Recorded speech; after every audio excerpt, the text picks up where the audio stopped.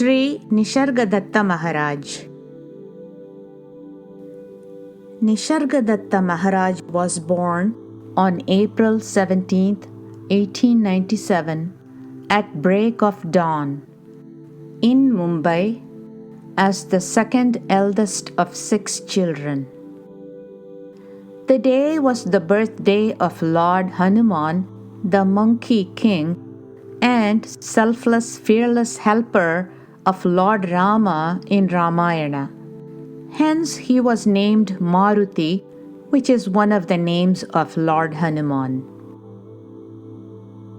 Though born in Mumbai, Maruti was brought up in a small village in the Ratnagiri district of Maharashtra because his father, who had been employed by a merchant in Mumbai, had moved the family to the countryside in 1896 when a plague epidemic broke out in the city. Here he grew up in the family of 6 siblings and deeply religious parents. His father worked as a domestic servant in Mumbai and later became a petty farmer. We learn from a biographical booklet that Maharaj's father and mother were both sincere devotees who observed very rigorously the traditional fasts and holy days. His father loved to sing bhajans, devotional songs. His father had in his possession a number of traditional holy books which he read regularly and devoutly. When he was young, Maruti performed all the forms of hard labor required by life on a farm. Though he received little formal education, he was exposed to spiritual ideas by quietly listening to and absorbing the conversations between his father and his friend, a pious Brahmin. After his father passed away in 1920, Maruti moved to Mumbai to support his family following his elder brother. Initially, he worked as a junior clerk at an office, but quickly he opened a small store mainly selling bidis, handmade cigarettes, and soon owned a string of 8 retail shops. In 1924, he married, and he and his wife had 3 daughters and a son. In 1933, he was introduced to his guru, Sri Siddharameshwar Maharaj, by Maruti's friend. Maruti was given simple instructions which he followed precisely. Following his guru's instructions to concentrate on I am, he utilized all his spare time looking at himself in silence and remained in that state for the coming years, practicing meditation and singing devotional bhajans. Maharaj said, "My guru ordered me to attend to the sense, I am, and to give attention to nothing else. I just obeyed. I did not follow any particular course of breathing or meditation or study of scriptures.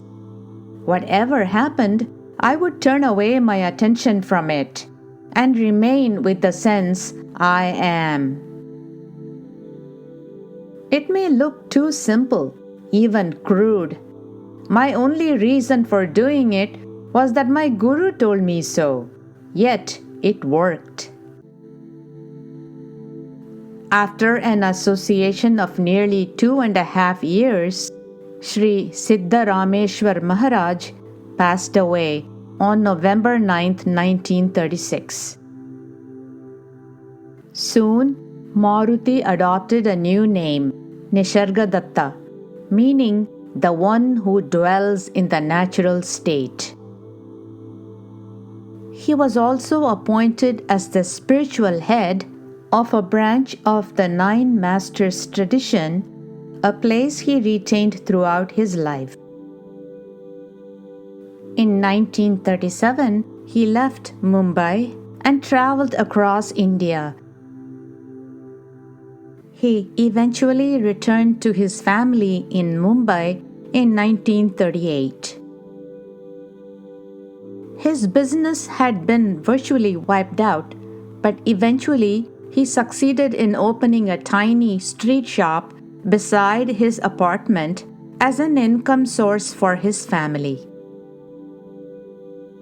Between 1942 and 1948, he suffered two personal losses.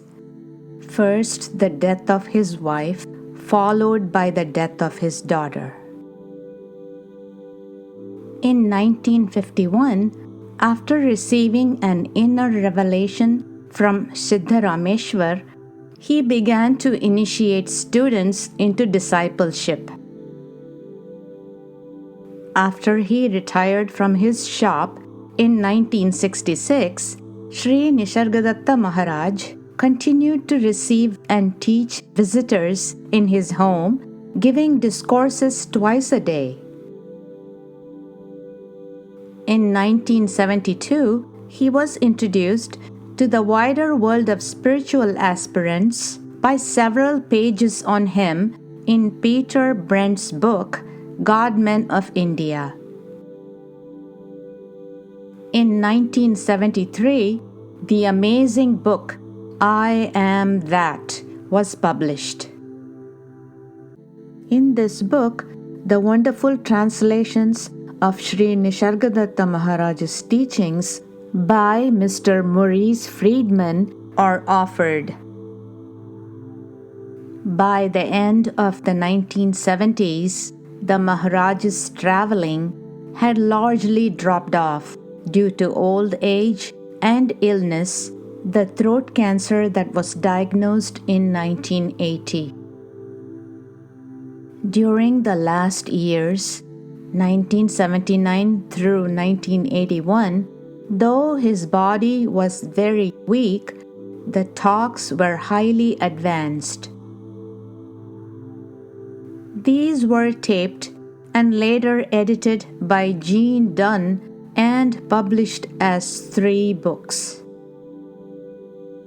Sri Nisargadatta Maharaj gave up his body on September 8, 1981, at the age of 84. But he is eternal, and his teachings will always prevail.